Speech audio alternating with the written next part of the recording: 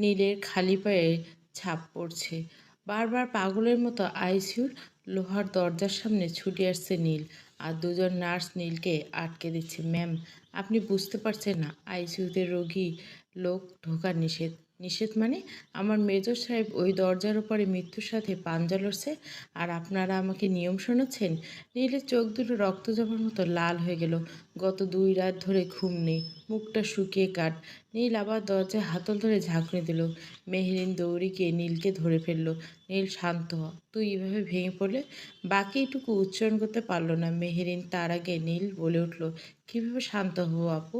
আমার মেজর সাহেব যে ওইখানে মৃত্যুর সাথে পাঞ্জা লড়ছে।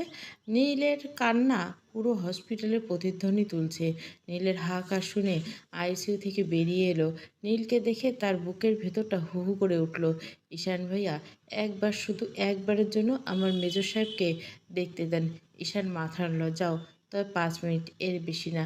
নীল উঠে দাঁড়ালো, যেন নতুন প্রাণ পেল। দৌড় দিল আইসিইউ রুমের দিকে। আইসিইউর ভেতরটা বাইরে পৃথিবী থেকে আলাদা। এখানে সময় নেই, এখানে শুধু মেশিনের শব্দ, অক্সিজেন হিসিস। নীল থমকে দাঁড়ায়। এই মানুষটাকে একটা কথায় 500 জন সৈন্যকে কাঁপিয়ে দিত, যার বুকের পাঠা ছিল পাহাড়ের মতো। সে আজ সাদা চাদরের উপর নিথর হয়ে শুয়েছে, মুখে অক্সিজেন মাস্ক, নাকে নাকি নল, হাতে ক্যানেলা, বুকে ইসিজি জড়ানো, মুখটা ফ্যাকাশে, ঠোঁট দুটো নীল হয়ে আছে, চুলগুলো এলোমেলো। নীলের মনে হলো কেউ যেন তার বুকের ভিতর থেকে কলিজাটা ছিঁড়ে নিচ্ছে। মেজর সাহেব শব্দটা নীলের গলার ভিতরে মরে গেল। নীল অভ্রের কাছে এসে দাঁড়ায়। অভ্রর ডান হাতটা বেডের পাশে ঝুলছে। নীল কাঁপা কাঁপা হাতটা ধরল। অভ্রের হাতটা বরফের চেয়েও ঠান্ডা। নীল 2 হাত দিয়ে সেই হাতটা নিজের মুঠোয় নিল, ঘষতে লাগলো, যেন একটু গরম হয়। নীল অভ্রের দিকে পলকহীন তাকিয়ে আছে। চোখের পানি টপ টপ করে পড়ছে অভ্রর হাতের ওপর। মেজর সাহেব, ভালোবাসা প্রকাশ করার জন্য আপনি 1 মাস, 1 বছর, 5 বছর, যত ইচ্ছা তত সময় নিতে বলেছিলেন। আপনার প্রতি আমার ভালোবাসার প্রকাশ করার জন্য এত সময় নেওয়া লাগবে না।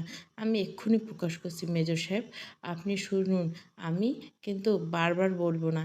এই মেজর সাহেব, শুনছেন? আমি আপনাকে অনেক অনেক অনেক ভালোবাসি। I really love you major সাহেব। মেজর সাহেব, শুনছেন?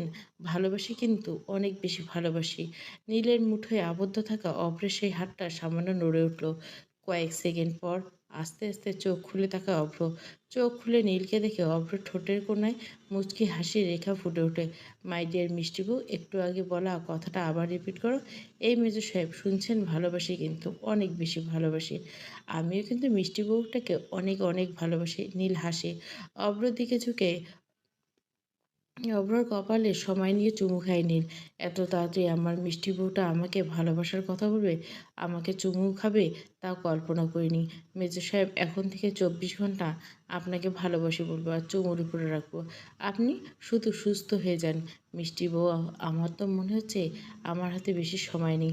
অভ্রর কথা শুনে মুহূর্তের মধ্যে নীলের ঠোঁটের কোণে হাসির রেখাটা উধাও হয়ে গেল। মেজর সাহেব, এইসব আজে বাজে কথা একদম বলবেন না, বলে দিলাম। অভ্র নীলের হাতটা নিজের বুকের সাথে চেপে ধরে। মিষ্টি বউ, 500 রাতে তোমাকে অনেক কষ্ট দিয়েছি, সম্ভব হলে আমাকে মাফ করে দিও। মেজর সাহেব, এইসব বলে শুধু শুধু আমাকে কষ্ট দিচ্ছেন কেন? ভালো থেকো মিষ্টি বউ, নিজের যত্ন নিও। নীল এইবার হাউমাউ করে কেঁদে উঠল। মেজর সাহেব, আপনি চুপ করুন। এসব বাজে কথা কেন বোঝেন? আপনাকে সুস্থ হতে হবে। আপনার মিষ্টি বউয়ের জন্য আপনাকে সুস্থ হতে হবে, বুঝতে পারছেন আপনি? অভ্র উত্তর দেয় না। অভ্রর উত্তর না পেয়ে নীল কান্না আরও শতগুণ বেড়ে যায়।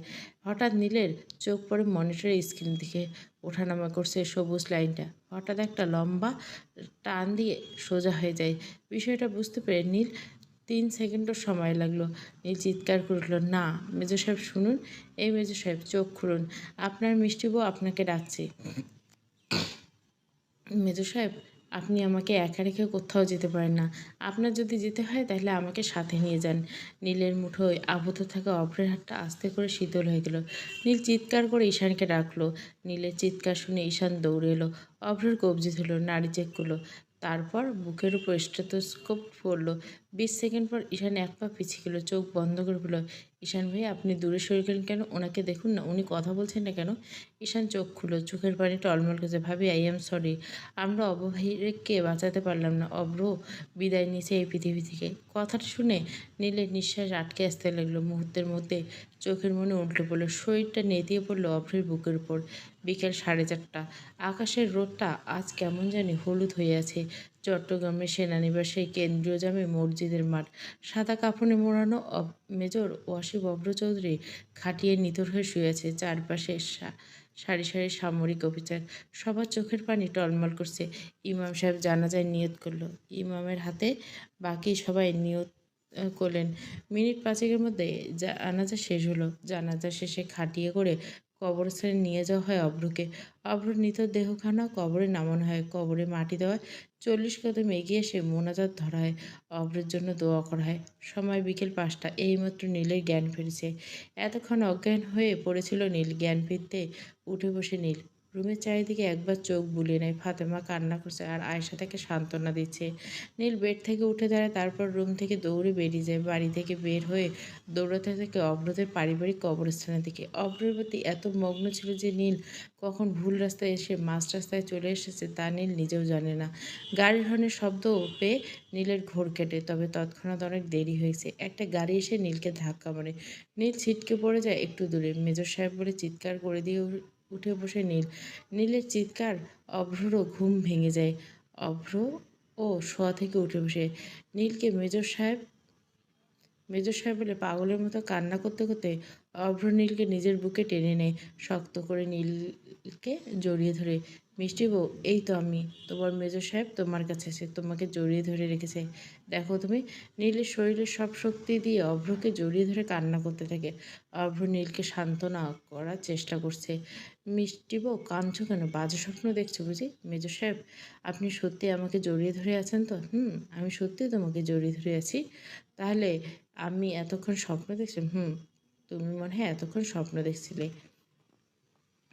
নীলের শরীরের সব শক্তি দিয়ে অভ্রকে জড়িয়ে ধরে রেখেছে। অভ্রর বুকে মুখ গুজে কান্না করছে। কিছুতেই কান্না থামছে না।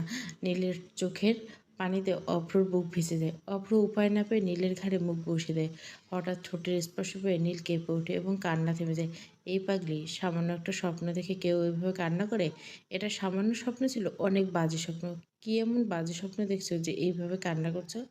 আপনাকে হারানোর স্বপ্ন। মেজর সাহেব, আমাকে কখনো ছেড়ে যাবেন না প্লিজ।